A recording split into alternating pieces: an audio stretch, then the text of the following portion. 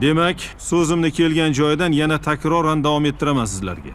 Minglab talabgorlar ichida bosqichma-bosqich saralanib, Jaloliddin Manguberdi harbiy litseyining o'quvchisiga aylandingiz. Tushunarlimi?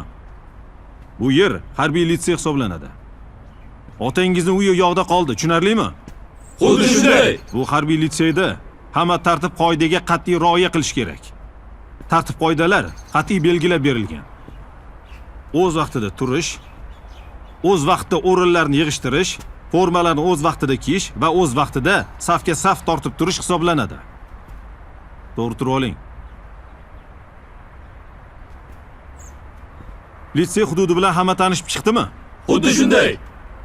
Bino orqasida futbol maydonimiz bor. Old tomonimizda sport zalimiz bor. Uni orqasida o'quv auditoriyalarimiz bor. Hammasida biz kunlik mashg'ulotlarimizni olib boramiz. Ana endi sizlarni bu yerdagi tartib qoida bilan tanishtiraman. Harbiy litsey qat'iy tartib qoidaga asoslangan. Bu yerda har bitta vaqtda har bitta buyruq bajarilishi shart. Hech kim bundan orqada qolib ketmasligi kerak. O'qishda tartib qoidaga qat'iy rioya qilish kerak bo'ladi. Matniyozov, Men. yonimga. Xo'p bo'ladi.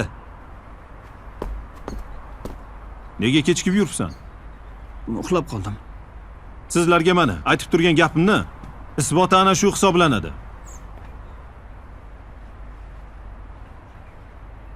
Yerga tayangan holat qabul qilinsin, Xo'p bo'ladi. qoldirilsin. Yerga tayangan holat qabul qilinsin, qoldirilsin. Qabul qilinsin.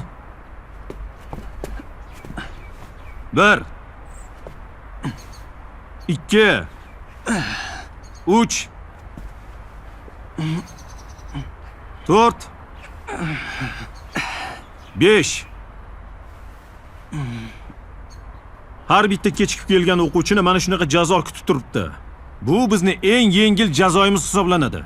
Hammaga tushunarlimi? Xuddi shunday. 6